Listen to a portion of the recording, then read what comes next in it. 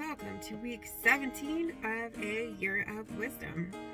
I'm not usually in my car, I know, but it's been a crazy life this past month and a half. Let's get to reading.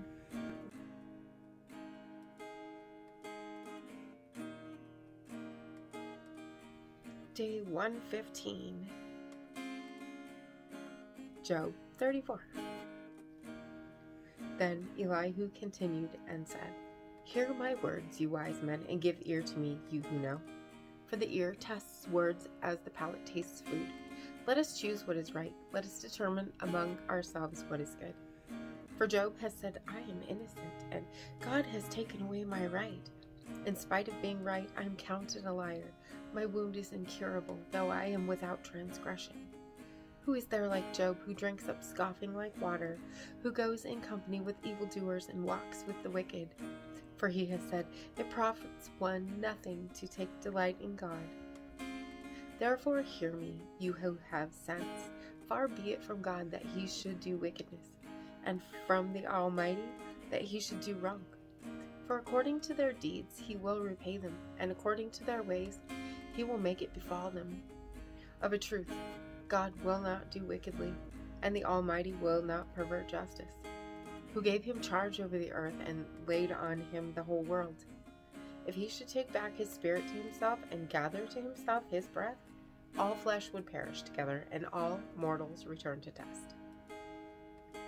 If you have understanding, hear this. Listen to what I say. Shall one who hates justice govern? Will you condemn one who is righteous and mighty, who says to a king, you scoundrel, and a princess, you wicked man? Who shows no partiality to nobles, nor regards the rich more than the poor, for they are all the work of his hands. In a moment they die. At midnight the people are shaken and pass away, and the mighty are taken away by no human hand.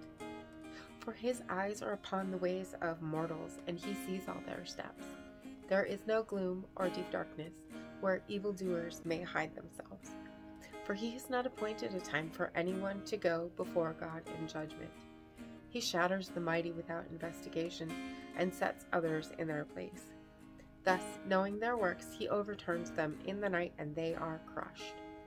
He strikes them for their wickedness while others look on, because they turned aside from following him and had no regard for any of his ways, so that they caused the cry of the poor to come to him, and he heard the cry of the afflicted. When he is quiet, who can condemn? When he hides his face, who can behold him, whether it be a nation or an individual? So that the godless should not reign, or those who ensnare the people.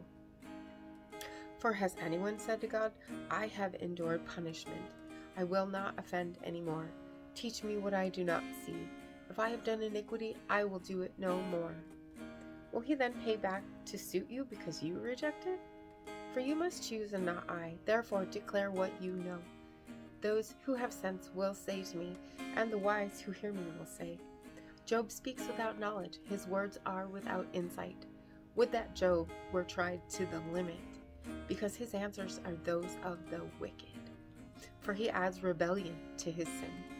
He claps his hands among us and multiplies his words against God. Proverbs 25. These are other proverbs of Solomon that the officials of King Hezekiah of Judah copied. It is the glory of God to conceal things, but the glory of kings is to search things out.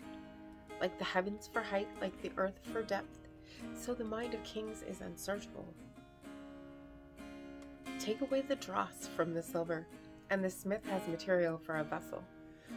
Take away the wicked from the presence of the king, and his throne will be established in righteousness. Do not put yourself forward in the king's presence, or stand in the place of the great, for it is better to be told, come up here, than to be put lower in the presence of a noble. What your eyes have seen, do not hastily bring into court.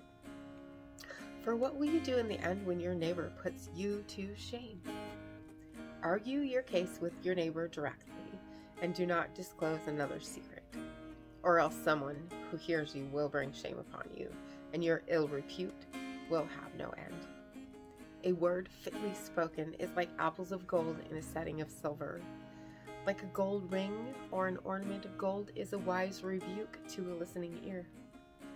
Like the cold of snow in the time of harvest are faithful messengers to those who send them. They refresh the spirit of their masters. Like clouds and wind without rain is one who boasts of a gift never given. With patience, a ruler may be persuaded, and a soft tongue can break bones. If you have found honey, eat only enough for you, or else having too much, you will vomit it. Let your foot be seldom in your neighbor's house. Otherwise, the neighbor will become weary of you and hate you. Like a war club, a sword, or a sharp arrow is one who bears false witness against a neighbor. Like a bad tooth or a lame foot is trust in a faithless person in time of trouble. Like vinegar on a wound is one who sings songs to a heavy heart. Like a moth in clothing or a worm in wood, sorrow gnaws at the human heart. If your enemies are hungry, give them bread to eat, and if they're thirsty, give them water to drink. For you will heap coals of fire on their head, and the Lord will reward you. The north wind produces rain, and a backbiting tongue angry looks. It's better to live in a corner of a housetop than in a house shared with a contentious wife. Like cold water to a thirsty soul, so is good news from a far country. Like a muddied spring or a polluted fountain are the righteous, who give way before the wicked. It is not good to eat too much honey, or to seek honor on top of honor. Like a city breached without walls is one who lacks self-control. And as always, I am super grateful for you being here today. Don't forget to hit subscribe right there and click the bell and hit that like button too. And I will see you tomorrow for another reading. Maranatha.